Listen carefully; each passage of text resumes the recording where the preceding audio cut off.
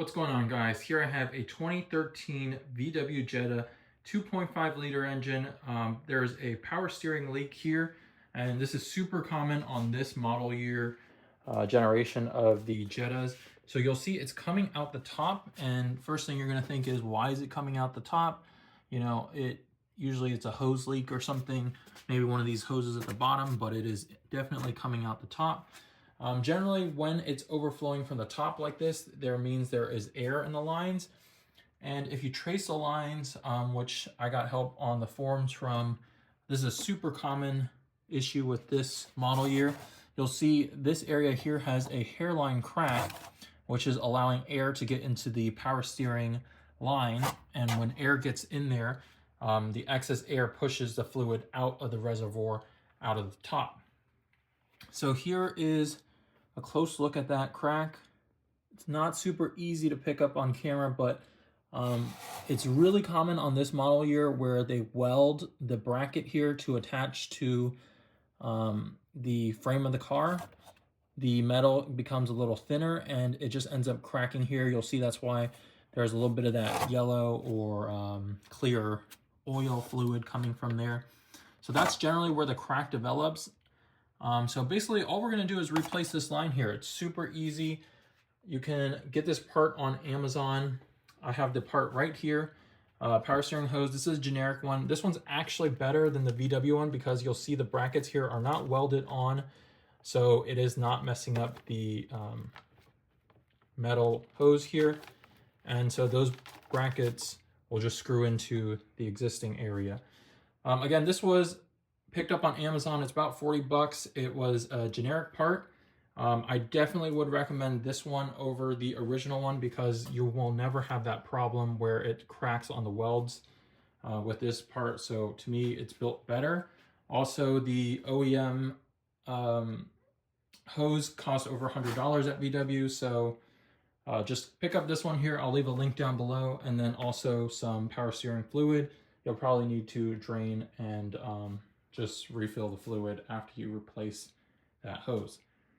All right, first step we're gonna do is to remove two T20 screws on either side of the air intake here. Got one, two. Now, using these two clips, gonna pull up. That's gonna release the cap here. Going to undo the hose here. Leave the hose up here. Don't leave it down here.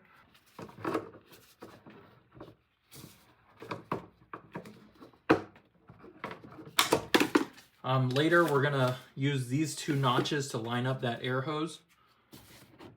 Now we should be able to pop this engine cover off.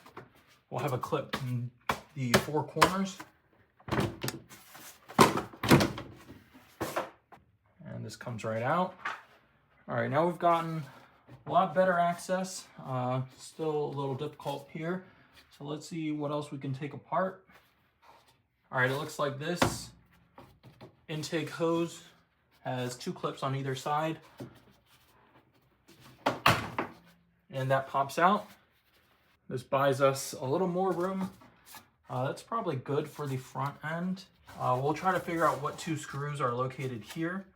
And if we can actually figure that out, we probably don't need to pull this whole front end off. All right, here we go. Let's see if we can figure out what screws are holding in the bracket right there and right there.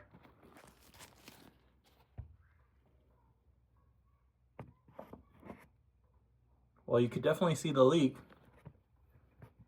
So it looks like it is a bolt.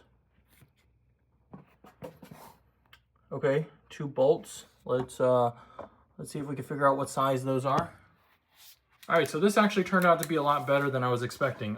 This is just a 10mm socket, and so these two brackets are held on with 10mm bolts.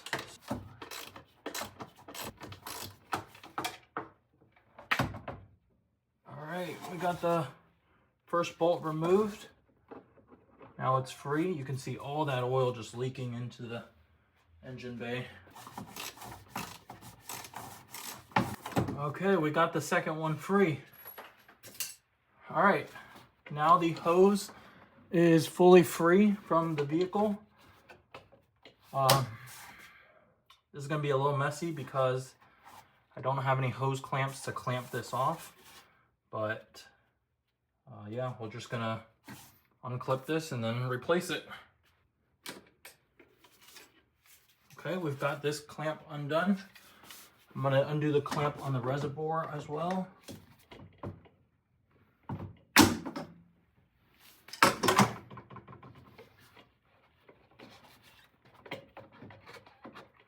All right, there goes the power steering reservoir.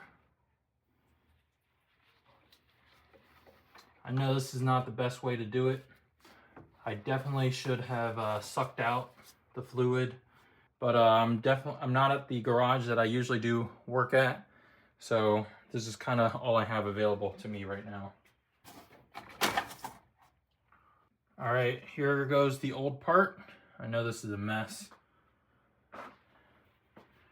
Here's the new one. Make sure we tuck it under this hose here.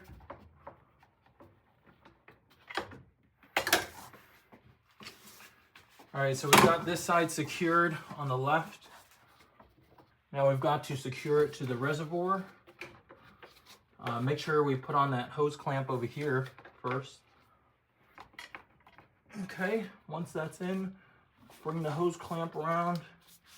Make sure we clamp it in. All right, you'll see this is all nice and secure now. Make sure we clamp this one in. All right, now we've got this clamp on, that clamp on. We've just got to get these two bolts lined up and we'll be good to go.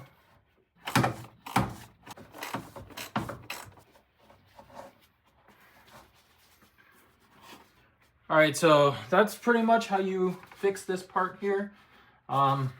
We're gonna put the car back together, but in a different video, you want to bleed the system and then refill it with power steering fluid. I'm gonna do that in a different segment. All right, guys, so we've got everything replaced now. The line is in. Go ahead and fill the reservoir to the full line and do not start the car yet.